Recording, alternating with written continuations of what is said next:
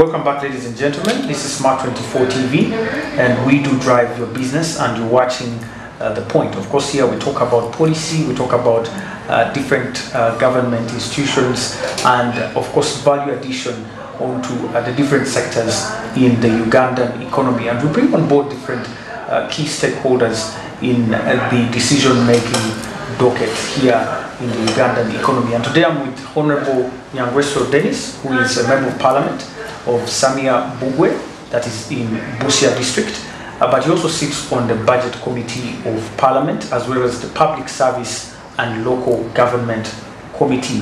Now, Honorable, one of the key things that Ugandans look out for when it comes to the budget is public expenditure. The 2018 plan to actually rationalize MDAs, or ministries, departments and agencies, seems to have been sidelined in the recent few years, and it was something that many people were concerned with. We have, like you mentioned, so many departments, so many agencies that probably do the same thing. This is the claim of many Ugandans. But has there been a plan to actually implement this rationalization of these MDAs in government? Yeah, thank you, Anthony. That has been a concern for everybody, especially us at Parliament who sit on the Budget Committee. We expected to see a lot of changes in the next budget because rationalization song has been on since 2018. It's almost 5 years now. And we are not seeing any step towards rationalization. One, the objectives of rationalization were very clear: to stop duplication, wastage, and create efficiency. That was one. But two, there was also a plan by government to enhance pay for civil servants. And one of the sources to enhance pay was envisaged to be savings through rationalization. So we are supposed to deal with rationalization, save resources, pay well the civil servants. Now rationalization has remained a white elephant. Why? As a public policy student, there are basic things that we should have started with first before we start going into deeper rationalization. But rationalization started with what comes last. I don't think there was a study. Up to now, we have not understood why agencies to be rationalized were picked. We have now reached a situation of lobbying, that an agency comes to the Committee of Parliament, and among their prayers that we are candidates for rationalization as our sector committee, fight for us. Now, who should fight for who? And who should fight against who? That has been the issue number one, because rationalization should have started with amending the laws. So, since the laws have not been amended, for example, there is no reason as to why you should not budget for UNURA.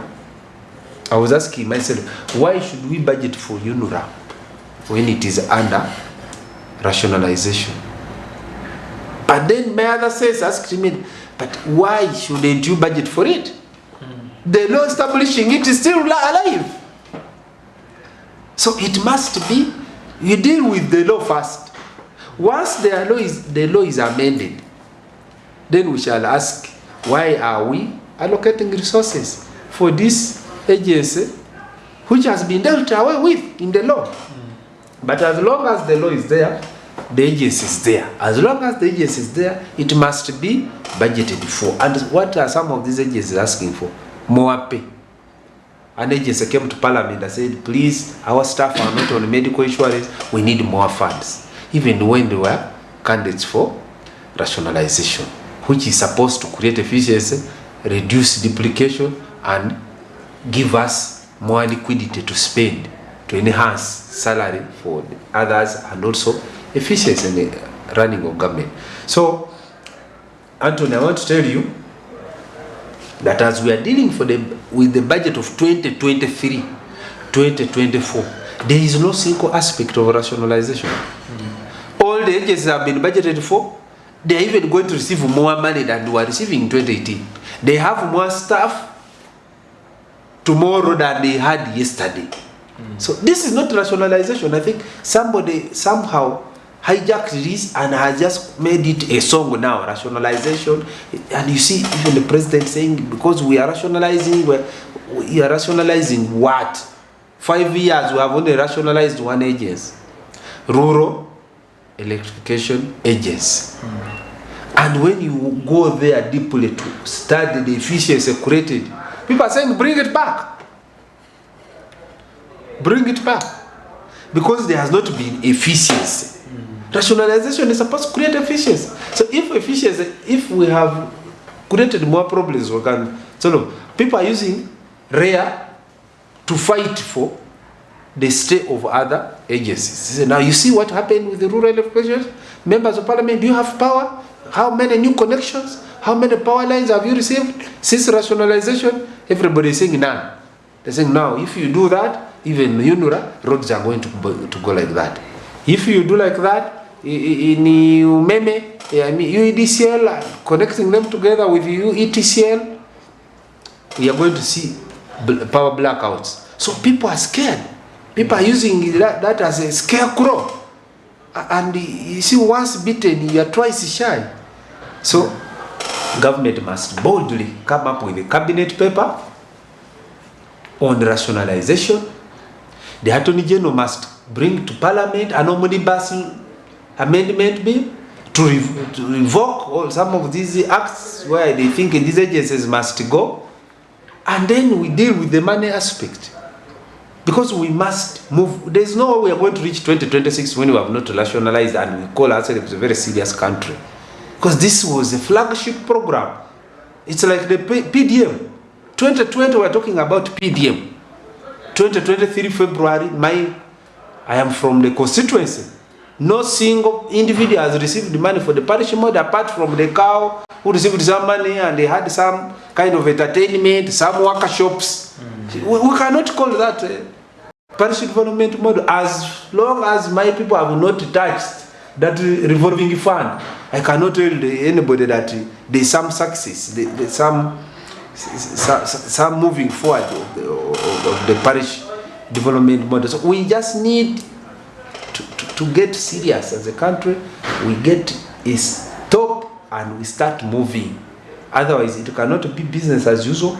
I was hurt myself when we are dealing with the budget for the next financial year. And I expected to see severance packages for staff who are working in agencies to be rationalized. But what do I see? Request for more wage for these companies. For these agencies. Rent. The agencies are supposed to be rationalized. They are coming to Parliament, asking Parliament to provide them land to build the headquarters. Now, this is a joke. Including a minister who sits in the cabinet where rationalization started from. He is coming before a committee, asking for a committee to provide rent for an agency that has been on the spot for rationalization. Now, is this prioritization? I've been asking these ministers, do you sit in the cabinet? Because now cabinet came with the rationalization. Your agency is one of them, but you're saying we give them money for wage to recruit. We give them money to clear areas. We give them money, they must build the premises for themselves. So these are some of the issues that have hindered us to move. Now we should have been addressing effects of rationalization, litigation issues, unemployment caused as a result of that, amendment of the laws, because it must, even if you revoke the laws, these laws must be housed somewhere else. So we will now be dealing with attendant effects of rationalization. You fitted this one here, but it seems it cannot. It was fitted in a wrong place. So we'll be dealing with that, such that by 2025, we have even, effects of rationalization. But I want to tell you, by 2024 June, we shall not have done any rationalization, apart from the other agency, which went, for it went because it was established by statutory instrument. But if it had been established by an act of parliament, we would still be stuck. So it is all going on very well. On the documents, it is going on very well in terms of budget allocation and efficiency and saving money to put in other sectors. We have not realized that because it is moving forth and back. I think that's all I have to. In the same line, we are going to talk about public debt. But before we go into public debt, because all this is linked to how government is spending money, people have the view that we are a lavish government. We have a lavish government that spends lavishly on extravagant things sometimes. They're saying that, for example, the ministers, the convoys they have, and then the cost of maintenance of all these cars. And when people see these things, they always get hurt that this is the same government that's going to come to us and say we are struggling with public debt and we cannot finance different government institutions. Has there been any initiative in our budgeting process to see that we cut back on extravagant spending, if I may call it? One big principle that was at hand when the budget committee was scrutinizing the budget framework was the issue of allocative efficiency. You have allocated this money here, but what is the efficiency? We looked at budget proposals to buy and acquire new vehicles, maintenance. And we have been talking about this story for a very long time. The fleet management in this country. The problem that even our friends, who should have been our partners, you the media, you have not helped. You look at, I don't want to, let me give a scenario. There is a time when we came in as new members of parliament and the government gave us a grant of 200 million to buy a car. I went on media and said, yeah, if we receive this money and accept it, we are patriots of this country. Otherwise, the simple thing would have been, get me a car and maintain it for 5 years. It would cost this country over 1 billion shillings per head, per member of parliament. Buy me a new car, maintain it and service it. How much is that? But the media was all out there to demonize members of parliament. They have greedy, they have taken everything. You cannot buy a car, a new car at 200 million. You cannot maintain such a car less than 20 million every year. To buy tires, to service, to buy repair. But this is a one-off grant for 5 years and everybody demand parliament. I've been talking about the vehicle policy in government. Maybe we need to mobilize Ugandans to resist this. Every vehicle you see on the road with the Ugandan number plate, burning tires, if it is doing government work, it's value addition to you as a taxpayer. But if that car is just carrying a child to school, carrying chairs to escort a friend at an introduction, but that tire is being paid by you. The repair, the distance. When you use a government car from Kampala to go to Hoima to attend a birthday of your friend's father, you might have put fuel, but you don't know who is going to service that car. It is you, the taxpayer. When those tires burn out, replacement is you. So the government officials, as you have mentioned it, we need a mindset change. We need to to re-engineer the way we think, the way we do our things. I have told ministers when they are coming to parliament, we cannot continue giving you money to buy cars, to fuel, to service, buy tires at the expense of the taxpayer. What's the value addition? Why aren't you as a permanent secretary taking responsibility to make sure that these vehicles we buy, they are for service delivery, they are not for luxury? Because if a vehicle was to last for 5 years, it lasts for 2 years. Everybody is that. Even a permanent secretary, why would he love to have another double cabin compact in his compound? Who is servicing this? It's the taxpayer. Some of these people, they go for private functions using government fuel. And people out there can't get a service. You find, of course, we are saying we are a fairly stable country in terms of peace and security, thanks to the NRM government, which has restored this. But when you see government officials moving on the streets, if a foreigner came here and saw how ministers move, he would be very worried for his own safety, because it means we are in a very insecure environment. Absolutely. Ministers are moving like, I'm sure they are about to ask for armored vehicles. I saw a minister there, 3 vehicles. Has a front car, a lead car. He has his own car. He has a behind car. I counted the policemen, there were 15. They are guarding him. There are those at his home in Kampala. There are those ones at his home in the village. Who is paying these people? Who is buying uniform? It's the taxpayer. In my sub-county, how many policemen do I have? 5. The entire sub-county I have 5. The minister is moving with 13. Others are in his countryside home.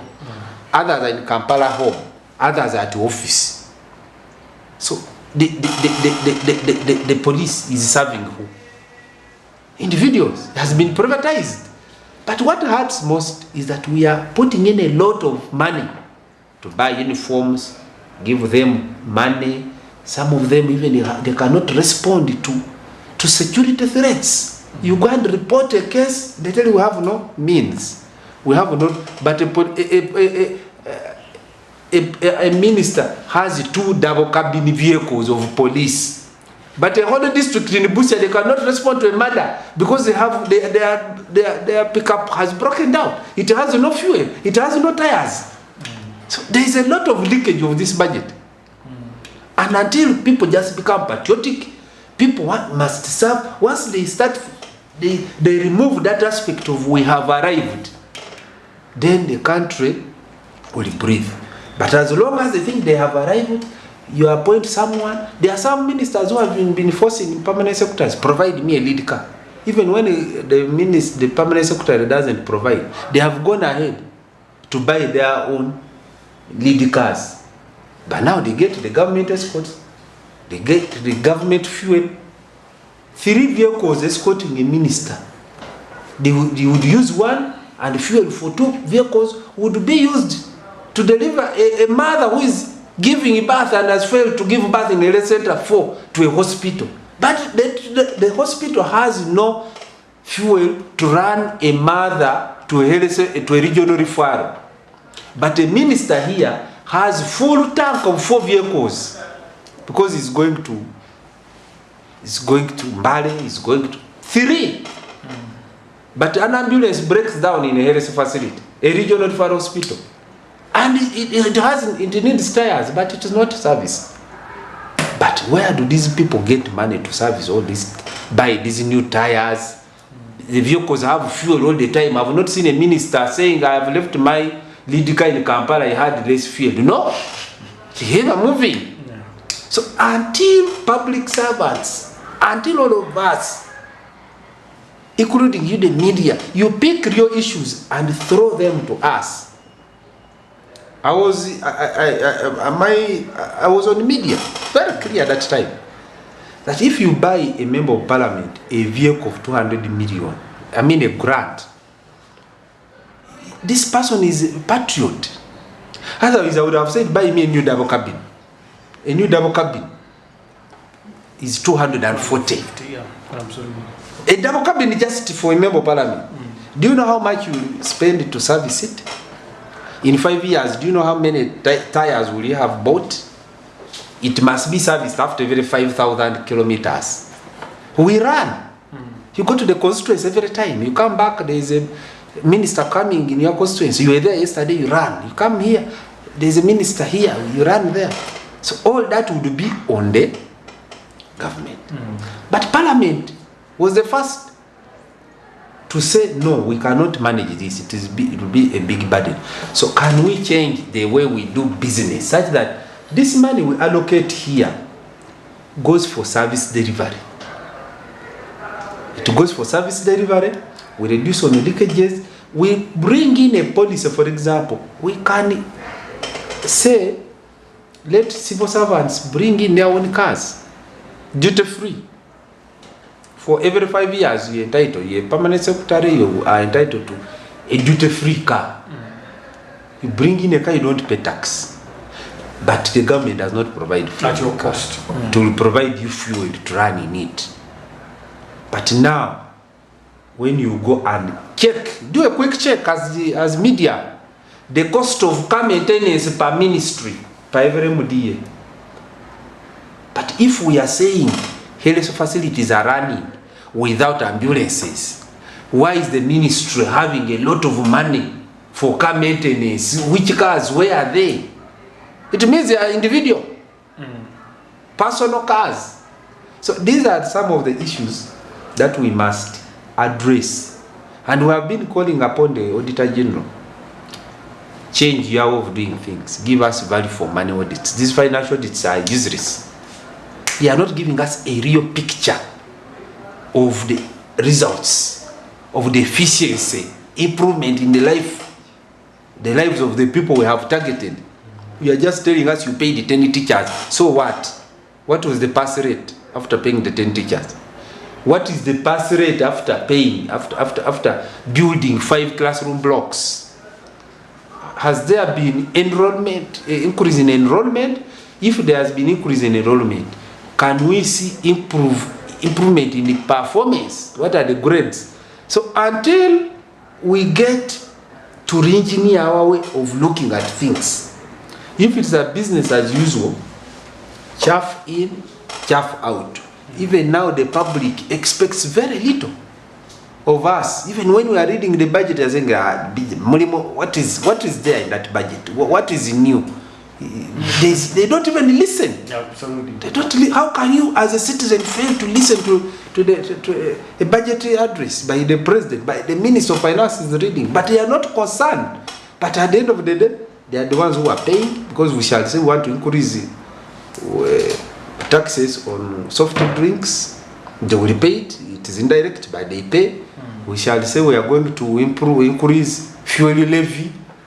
Even you who goes on a border, you will have to. So it is very important. But because they have looked at us as if we have abandoned them, we are in our own class. We don't care about them. Because when somebody goes to the hospital, a peasant falls sick once in 4 months, but when he falls sick in those 4 months, he cannot get Panadol. So he has nothing to listen to the budget. If he cannot even be provided with a fertilizer, because that is his concern.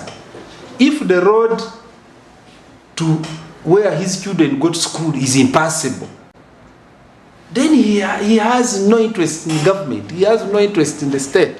So we must increase on how we target these people, how we serve them, such that we can pick their attention and they start following what we do. Yes. Thank you, Honorable. Now, as we go to the conclusion, I want to conclude with 2 things. Number one, the public debt. This debt stock has been increasing over the years. 2021, it was about 46% of our GDP. Now, by the time we finished last year, we had crossed the 50% threshold at over 80 trillion Ugandan shillings public debt. And this is projected to actually increase to 53% by the end of this financial year. But we still call this sustainable, according to the Governor of Bank of Uganda, Deputy Governor, and also the Ministry. In your view, we are borrowing more on non-concessional terms and we are still calling it sustainable. Is this really what's happening on ground? Are we still having a sustainable debt as Uganda? Yeah, the debt level is worrying. Of course, people have used comparisons with other countries to prove that our debt is still within control. But that should not be the reason. Why? We need to understand, debt. We have asked Parliament has asked the Committee on National Economy to review our loans. We have some debt we have acquired, but we have not utilized it. We have money for counter-funding not provided for. The debt has been obtained, interest is being paid. But what kind of country is this? Where ministers go, sign for this funding, commit government, come here and start lamenting that there's no counter funding. And we start paying penalties. We start paying interest. And the money is 100% unutilized. 1 year, 2 years, there's a loan which is unutilized for 8 years. We are paying penalties. And when it comes to paying penalties, those who want to give us such loans are very willing, because they know you gotta just put something, give them a lot of money, they will not use it. They will instead be penalized. We shall receive the fines. And at the end of the day, we shall take away our money. They give you money, they fine you for not utilizing the money. So that's why this debt is increasing. For debt to increase, it would be understandable. But what's the value? What are we using the money for? What is the value for this debt? Yeah. It just breaks down, Anthony, to the efficiency I've talked about. Some of these, for example, let me give you an example. We have road construction equipments, which we got as debt. We are paying for them. They have broken down. They are not doing the roads. The roads are impassable. The machines are there. We are paying interest for 18 years. We need a thorough audit. So we are paying for debt, but the situation is worse. The districts are stuck on these equipment. They are too expensive to repair. They said if the districts can't repair, take them to regional workshops. But you take a grader to a regional workshop, for example, me in Busia, I bring to Bugembe, even the few equipments which were working, they disappear from the regional workshop. But my people in the village are paying for this equipment, which we got as a form of a loan. So those are the issues we should be talking about. Otherwise, if debt served its only purpose, would be living in a fairer world. You get a loan.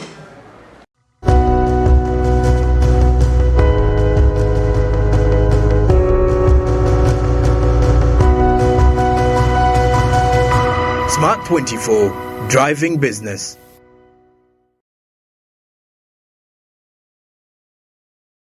He must be rich, tall, handsome, from a respectable family. He must have a maid because at our home we do not work. Conductor Masao. Why? Obadde olobye ku ssimu? Yamunange, anti yo TV enkolera. Enjoy a new world of entertainment with over 80 TV and radio channels, plus movies from wherever you are. Download the GOTV Channels app from your app store and enjoy 30 days of free streaming with MTN. GOTV Channels. Say goodbye to paperwork and travel costs. Now every MTN customer can register to invest in securities anytime and anywhere with Zabu in a few simple steps. Step 1. Dial *292#. Step 2. Select option 1. Register with Zabu. Step 3. Enter your full names. Step 4. Enter your national identification number. Step 5. Enter your national identification card number. In 24 hours, you will receive an SMS confirming your registration. Congratulations, you are now ready to invest.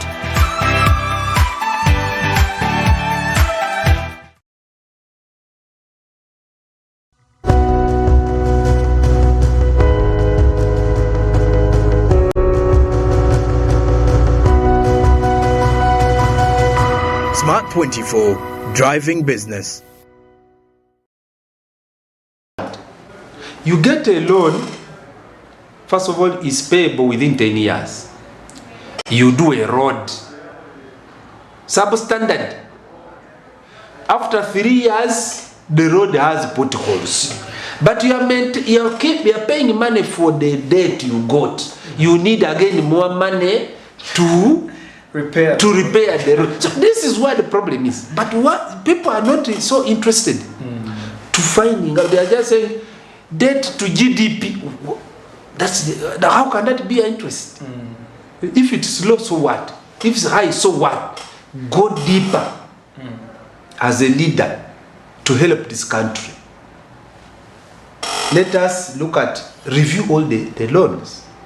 And people must take responsibility. One, as Parliament, we have proposed that we should have a centralized system of obtaining debt. Anthony may not know, but some of these debts, how this debt has grown. Some agencies go and interface with funding partners. They write proposals, and the proposals get approved. But they have a commitment on the rest of us. Somebody in the office of the Prime Minister goes and gets funders to support the refugee hosting communities. It's good. And says, okay, we shall give you money, but you will fund 10%. Even the 10% we don't give because he has not engaged the rest of the stakeholders. He has just committed you without your knowledge. So you have not even provided the 10%. So you have not provided the 10%, now you are paying a penalty. At the end of the day, who is paying a penalty? Every Ugandan. So we have said we must have a centralized way of securing loan, debt, such that we can take stock. If you want to commit us, let people somewhere responsible analyze. Do we need this? Do you have capacity to counterfund it? Do you have capacity to absorb it? Those must be the principal questions first. Because when some people engage donors to get this money, they are talking about they are going to be busy. They have conferences. The company, it has component of travel abroad. It has component of field work. So for them, they are going to. It has a component of buying vehicles. So it's going to have a new vehicle as a project coordinator. But at the end of the day, who is going to pay? It is you. Yeah. It is my mother in the village. It's my neighbor, that neighbor of mine who cannot even afford a home. He has to pay for that debt. And for how long? 10 years, 18 years. You asked why do we go for non-concessional loans? At times we even fail to get concessional loans because of our defaulting on international commitments. Because we are not now competitive borrowers. There are some certain conferences where we can't go and sit. Why? We have not paid up our membership. We have been having challenges with the Ministry of Foreign Affairs. We have a foreign affair which is not well funded. So they cannot go sit and negotiate for these concessional loans. Because they are not members. We have not paid up. So we need to just get serious. One, can we take advantage of these concessional loans? Because they are, some of it is almost free. 3%, 18 years. But we don't qualify for them. We don't, the conditions. Because we have failed. The conditions are not even stringent. We have just been adamant to fulfill the conditions. Bare minimum. Bare minimum. Pay some subscription, international subscription, such that when they sit, you are called, you can apply, and they appraise you, and you meet the criteria, and you qualify for almost this free money. But just some sluggishness. Yes, absolutely. And now, as we wind up, Honorable, we want to tell the common Ugandan out there why they should be interested in budget matters. You highlighted yourself that many people lose hope and they say, that doesn't concern me, and they're going to say the same things over and over again. But why should the Ugandan, the student, the farmer out there be interested in the Uganda national budget? Yeah, one, the budget has just two aspects: revenue and expenditure. Why my uncle in the village must be interested in this budget? Because he's part of revenue generation. Is going to provide this revenue. Uganda is providing this revenue either through domestic revenue or non-tax revenue or customs revenue. So they must be interested. But most importantly, the expenditure side of it. How is this revenue you have struggled to provide, how is it going to be spent? You need a good road. You need a functional primary school in your village. You need a secondary school with the teachers who are there all the time teaching. You need a health facility with the nurses. You need equipments. That's the basic thing. They are not provided, they are not asking for much. My mother in the village, when she has a problem and she needs to go to the police, she must be able to go and find a policeman. And this policeman must attend to them. But where you have to bribe to get a police to come to the scene of crime, because he's saying, do you have money for boda boda? You don't have anything. So that's the concern. That's why an ordinary Ugandan should get interested to know what has been provided. Because once you are empowered, you can demand. You must demand. You go to the health center, they're asking you to go and buy a syringe. You say, but the budget was reading this. NMS was given this money. Why? But that's why they say we can't change anything. I mean, the budget is there. The officials know about this, but there's nothing much we can provide for. Even us as leaders, we have been mocked. People think that now they vote for a fashion. He said, what is he going to do? What is he going to change? He's just going to eat. Because they don't see value addition.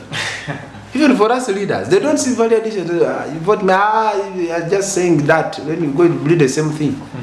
Because you cannot influence allocation. Even when the allocation comes, it is so minimal to create change. It's so minimal to create impact. That takes me back to what I told you. We must have a big push.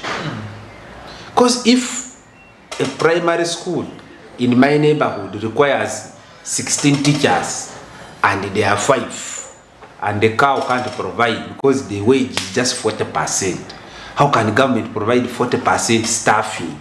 That means you want 40% of the children in my village to go to school. But we must start 100%. So you must facilitate us at 100%. Then we start asking for accountability from those that are responsible. Head teacher, why are our children failing? But now it says we are few. You can't do much. You go to the hospital, ask the nurse, why aren't you on duty? I have nothing to write in. I have nothing to, when I prescribe, I can't give.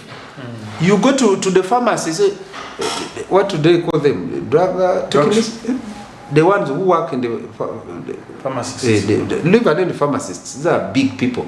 But there are those ones who are diploma below. They are not there dispensing. Why? There are no drugs. So how do you reprimand such a pharmacist who is at home and not on duty? Because when he sits in duty, he's in more pain.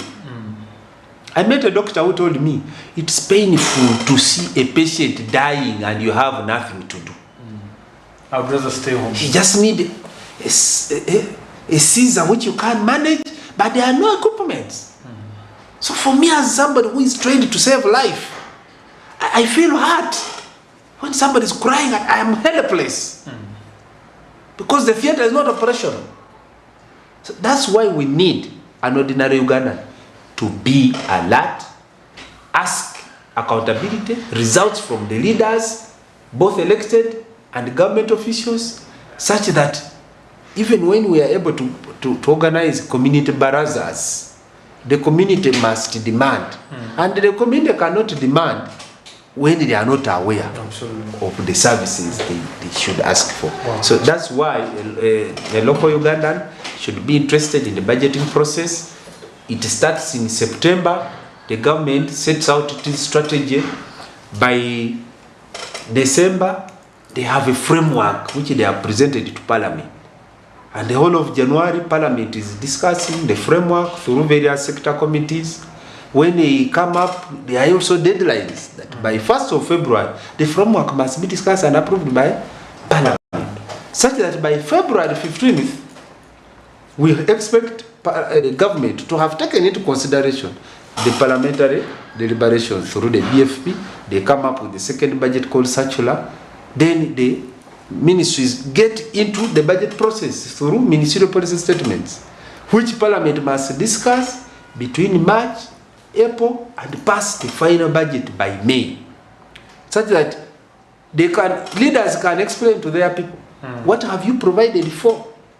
There's one serious aspect which I had wanted to discuss on this show, Anthony, is the issue of the budgetary cuts, especially in the human capital program.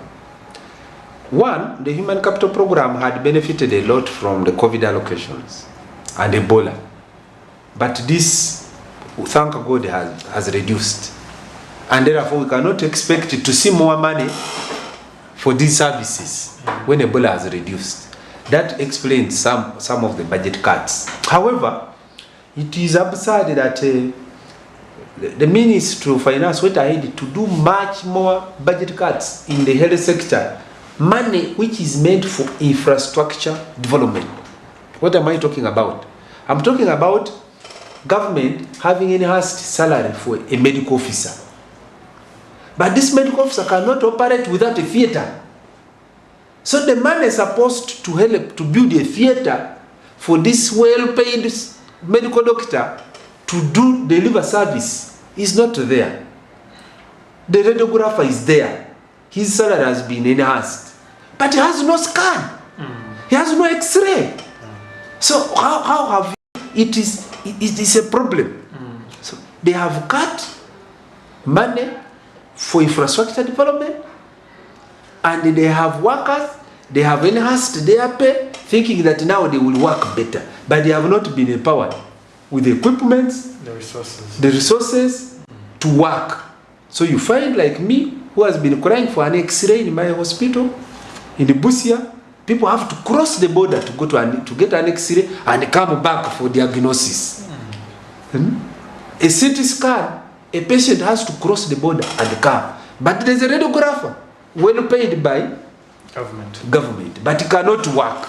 Yeah. So these are some of the issues that we would love you, the media, to interrogate and put us to task, challenge us such that we are, when you challenge us, we also get to the executive and say, look at this scenario here. A well-paid medical doctor, but the mortality rate is increasing. Why? Because there is no equipment, basically. And you have cut the budget for equipment. Our time is fast spent. Thank you so much for those wonderful insights and letting the Ugandan know why they must be interested in their national budget. My name is Anthony. You are watching The Point, and I was with Honorable Dennis Nyangweso, who is an MP of Samia Bugwe, that is in Busia district. And we've talked, of course, the national budget. And thank you so much for tuning in. I'll catch you next time, same place, same time. Have a wonderful day. Bye for now.